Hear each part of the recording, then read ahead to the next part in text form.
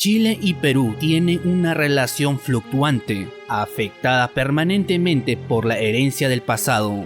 La Guerra del Pacífico y sus consecuencias más visibles, pérdida territorial, invasión chilena y la consecuente obtención de trofeos de guerra, que aún son un factor determinante en el avance y desarrollo de los vínculos entre Perú y Chile.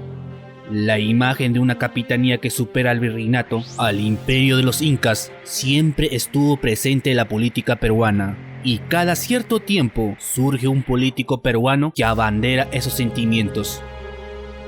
La pregunta es, ¿se puede desarrollar una segunda guerra del Pacífico? ¿Puede el puerto de Chancay y Corío provocar una guerra? Históricamente Perú y Chile siempre fueron rivales. Incluso en el tiempo de los incas, los mapuches constantemente se enfrentaron a los incas. En el virreinato, Chile era visto como una pequeña capitanía. Cuando llegó la República, Perú comenzó a desintegrar. Para cuando llegó la Guerra del Pacífico, las Fuerzas Armadas y la política peruana estaban en su peor momento.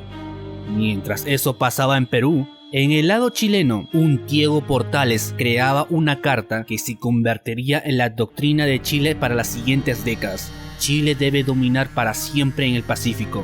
Algunos críticos lo consideran como un documento anti-quechua o anti-aymara, aunque en el tenor de la carta no se hace explícita la caracterización, pero lo que estaba seguro es que la Confederación Perú-Boliviana no podía ser tolerada por Chile, porque ello equivaldría el suicidio de Chile como nación y el cierre definitivo.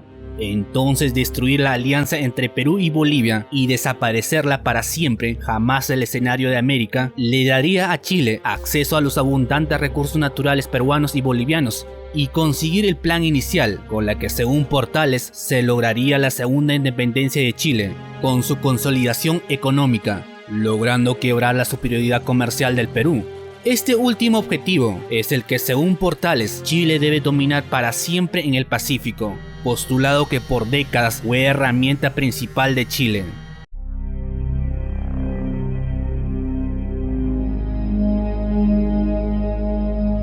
De hecho, cuando llegó la República, los principales puertos de Chile y Perú comenzaron a disputarse por controlar el comercio marítimo. Sin embargo, en aquella época, la geopolítica del Océano Pacífico era poco relevante, como sí lo era el Océano Atlántico. Pero en la actualidad, debido a las economías emergentes asiáticas como China, Corea del Sur, Japón o la misma India, todo eso hace que el Océano Pacífico sea el más importante, además de conectar la primera y la segunda economía del mundo. Desde hace algunas décadas, las economías latinoamericanas y la China han comenzado a integrarse año tras año, pero el principal problema sigue siendo la ruta marítima. En Sudamérica, ningún puerto es capaz de recibir los buques más grandes.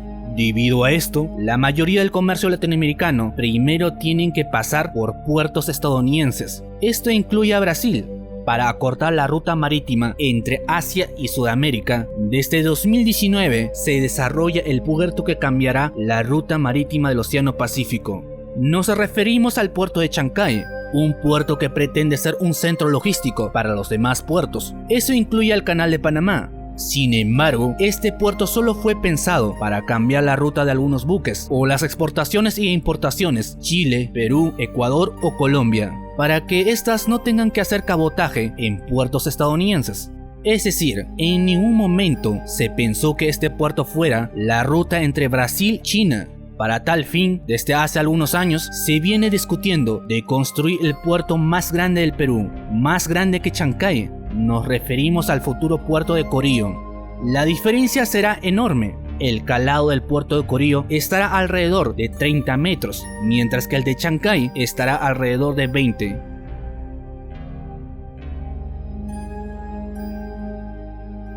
Algunos estarán preguntando, ¿qué es el calado? Es la profundidad que alcanza en el agua la parte sumergida de una embarcación. En pocas palabras, entre más grande un buque, mayor profundidad se requiere. Pero no solo eso, entre más grande el buque sea, más espacio de almacenamiento se requiere. Es donde los actuales puertos no pueden expandirse, puesto que estos no fueron pensados para convertirse en centros logísticos. El detalle es que con todo esto, recientemente se filtraron más de 400.000 mensajes secretos de correos electrónicos del Estado Mayor Conjunto de Chile. Entre las muchas cosas que se revelaron es el efecto del puerto de Chancay que tendría a futuro. El ejército, según los documentos, ven con especial preocupación el crecimiento económico de Perú en las últimas décadas, además de ser el que más perjuicios causaría a los intereses chilenos. Consideremos que Argentina está en una constante crisis económica, mientras que Bolivia ni siquiera podríamos decir que tiene fuerzas armadas que se pueden igualar al del chileno, de manera que el país que más preocupa a los chilenos es Perú.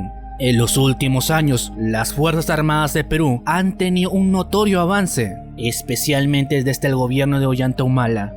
El primer hito en la industria naval fue la construcción de un velero escuela, luego un buque multipropósito, para luego comenzar con la modernización de submarinos. Actualmente está en su pronta puesta en flote del segundo buque multipropósito, construido en suelo peruano. Además de eso, están los últimos anuncios de construir un posible submarino en suelo peruano. Pero no solo eso. Recientemente la Marina de Guerra del Perú presentó el primer prototipo velero no tripulado, un hito en una era donde todo apunta que los drones serán la nueva tecnología de guerra. Además de estos, está el desarrollo de la cohetería y el combustible necesario. Desde luego esto requiere años de desarrollo y especialmente muchos millones.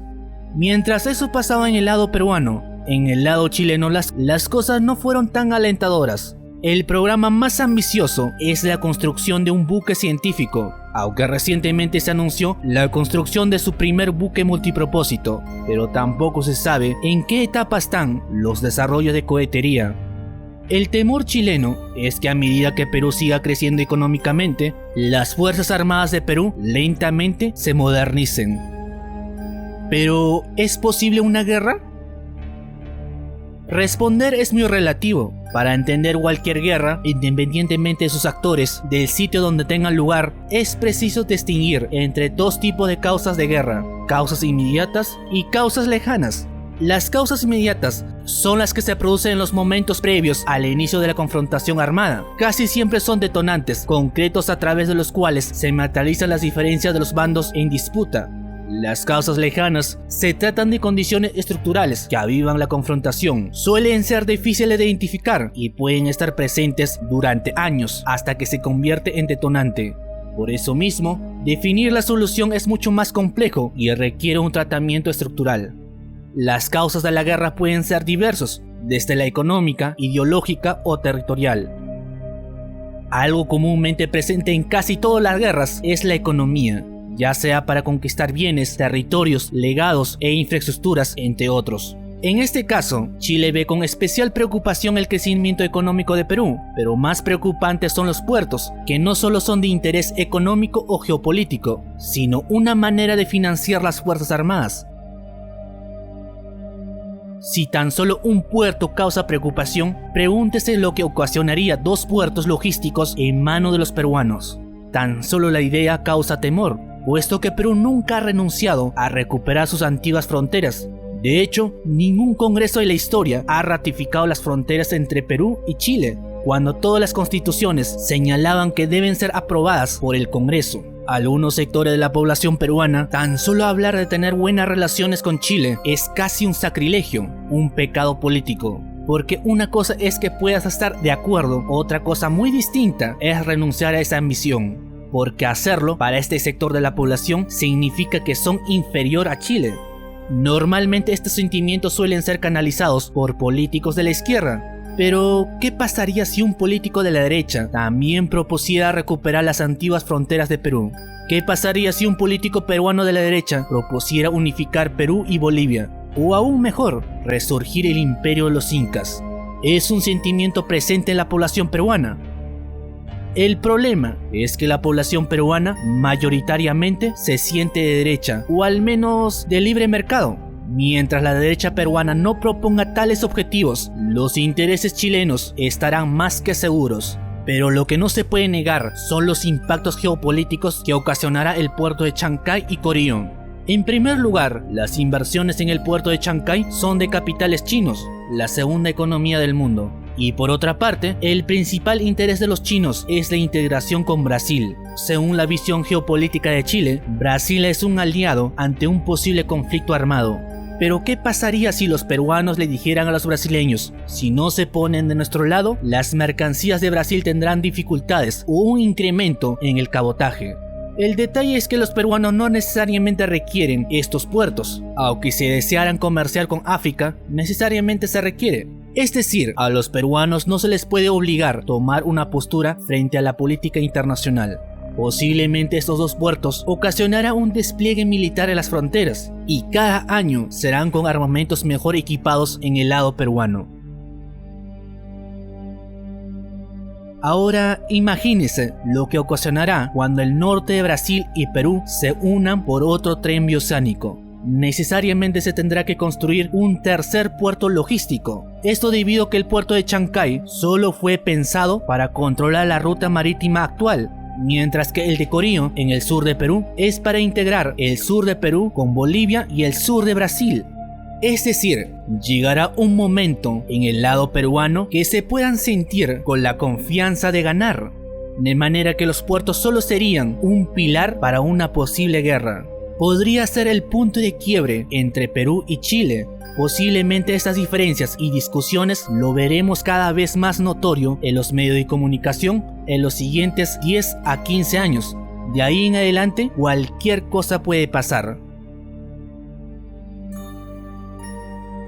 Si observamos la actual generación de ambos países, veremos que claramente en el lado peruano se inclinan por la derecha o el libre mercado, mientras que en el Chile lo hacen desde el centro hacia la centroizquierda, aunque este último podría cambiar después del rechazo de tener una nueva constitución. De hecho, para que el rechazo a una nueva constitución chilena tuviera éxito, la derecha chilena tuvo que dejar de hacer campaña o directamente no pronunciarse. Es decir, la derecha chilena es casi inexistente. Por otra parte, en Perú está comenzando a nacer una nueva derecha, la derecha liberal. Por el momento son muy jóvenes, solo están en las redes sociales, pero serán estos jóvenes quien 15 a 20 años gobernarán el país. Serán jueces, fiscales, funcionarios públicos, empresarios o trabajadores. Lo que sorprende de este grupo de jóvenes es que crecen más rápido, intensificada por el gobierno de Pedro Castillo. Todo esto posiblemente solo quiera decir una cosa: la economía peruana crecerá, y mientras eso pase, las ambiciones de las Fuerzas Armadas, así como de la población, serán mayores. Algo muy presente en la población peruana, sin importar su ideología, es que Perú debe ser una potencia.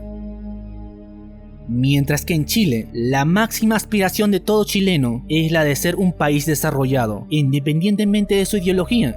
Cumplir con esas expectativas nos dice hacia dónde caminarán estas naciones. Para ser un país desarrollado, los ingresos deben ser altos, la población debe gozar de un buen sistema de salud y educación. Pero si desea ser un país potencia, si la población aspira a ese fin, el país debe concentrarse en importantes proyectos geopolíticos, como son los puertos o aeropuertos. Sin embargo, si la derecha peruana no propone alguno de estos objetivos, los intereses geopolíticos de los chilenos estarán más que a salvos, puesto que el grupo político con más voto es la derecha o la centroderecha, pero más inclinado del centro hacia la centroderecha. Por ende, serán quienes gobiernen el destino de las siguientes décadas de Perú.